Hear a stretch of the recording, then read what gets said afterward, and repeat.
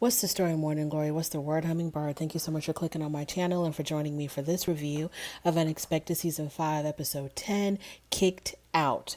So, let's get into Emerson and Mason. Erica, girl, you drove your daughter out of the house. Emerson is leaving. She is moving out. She's going to go stay with her boyfriend Mason and his family. And Erica, you did this. You completely overreacted about Emerson and Mason being in her room together after, she brought the baby home. You completely overreacted and you drove your own daughter out of the home. So you have no one to blame but yourself. And the thing about Emerson, the fact that she's so quiet and she doesn't really react or respond to her mother just shows me that she's like her mother has just worn her out throughout the years.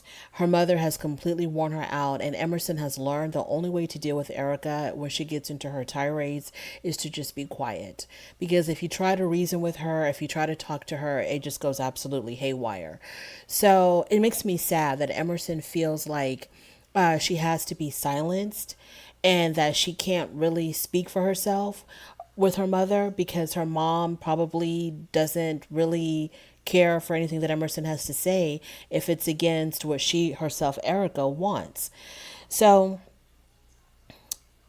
and also what bothered me about Erica is how she talks about Mason's house, saying that what did she said that Emerson is moving her baby in a home with a recovering addict who's in and out of prison.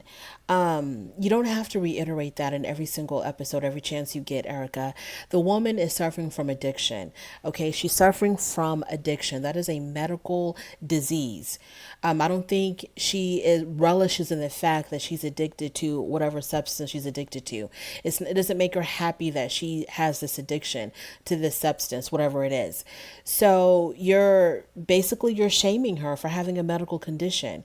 And the way you talk about how Emerson is going to be moving into this home and how worried you are about Erica, how worried you are about Emerson and the baby, you're making it seem like she's moving into a crack house. There's other children there, okay? There's other children that live there. Where either way, it's going to be a challenge. Whether Mason's mother is an addict or not, either way, the situation that Emerson is in is going to be a challenge. Living with you is a challenge. I'm pretty sure living with Mason is going to be a challenge. Nothing is going to be easy. And you, as her mother, were supposed to make it as easy as possible for her, but you did the exact opposite. I don't know, Erica, if you were worried that they were going to, sleep with each other and she was going to get pregnant again. I don't know if that was the issue, but why don't you convince your daughter, talk to your daughter about birth control? If she goes to stay with Mason, they're going to sleep together in the same room over there, I'm assuming. So it would have been better if at least if she had stayed with you, because Mason is only there temporarily. Now her and Mason are going to be together for a very long time because Emerson said that she plans to stay with Mason until they get their own place. So who knows how long that's going to take. So Erica, if you just would have been a little bit more understanding and if you would have just loosened up just a tiny bit, these are parents who are trying to take care of their baby. Parents sleep in the same bed together.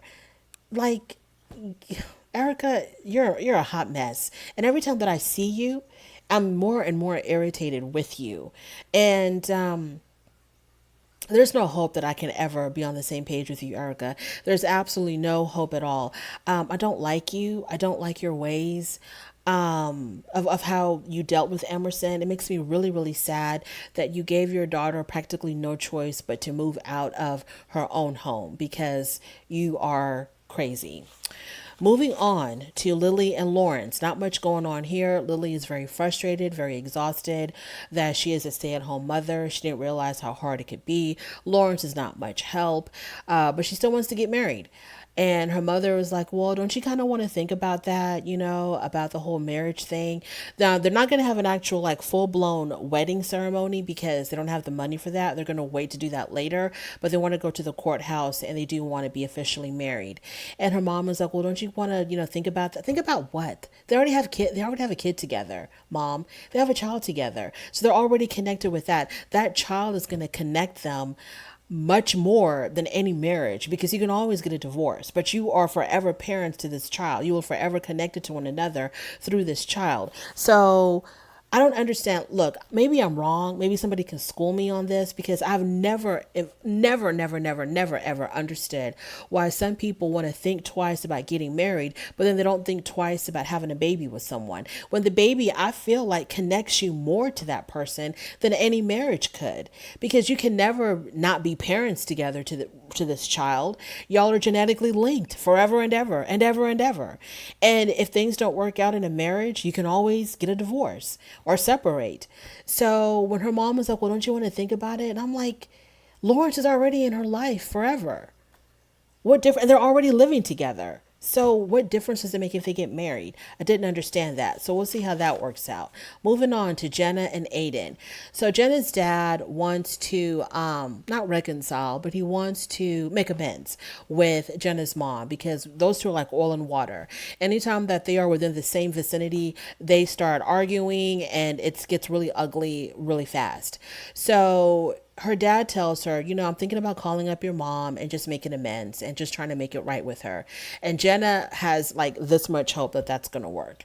She's like, there's no way that they're going to be able to sit down and talk without fighting. Well, lo and behold, they do decide to meet up, and they did have a conversation, and they didn't fight. So Jenna, honey, you were wrong. So they decided to make amends and hopefully put the past behind them, because there's no need to fight about something that happened, 155 years ago. Let's just deal with the here and now.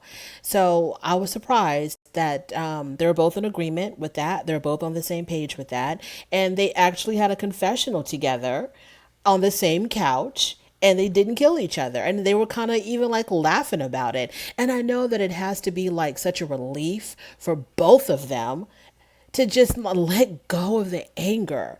They probably both feel about 100 pounds lighter, that you just got rid of all of that anger, resentment, constantly arguing with each other.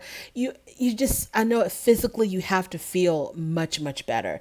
And it's not good for your health to hold grudges forever and ever and ever. And every time you see someone, you always have to like lock horns. So I'm so glad that that meeting went well, because I was kind of worried, because they really, really hate each other. But I'm so glad that that meeting went well. Now, there was a scene here where Jenna had said that she doesn't want her son around toxic people. And this is when she was doing the confessional with her mother, and her mother was sitting next to her. And she says, I don't want my son around toxic people. And because she wants her parents to get along for the sake of her son. And then her mom was like, well, we're not toxic people. This is just a toxic situation. And then Jenna says, well, toxic situations are caused by toxic people. Now, I thought it was kind of interesting that Jenna would say that she didn't want her son around toxic people, because her and Aiden to me seem kind of, toxic. Their relationship really isn't the healthiest. And they probably bring that arguing and stuff around their child. So I was like, okay, you're talking about your parents, but you and Aiden are, almost kind of like the same. So Jenna, yeah, we need you and Aiden to fix that. And Aiden needs like anger management or something, because he's like a ticking time bomb to me. But anyways, we didn't see much of Aiden in this episode, so I can't go in on him too much. That is my review. Very short, very sweet. I hope you enjoyed it. Thank you so much for joining me. On your way out, please don't forget to rate this video. If you like this content, please don't forget to subscribe. If you don't like this content, perfectly okay. Thank you anyways for stopping by, and I will definitely talk to you later.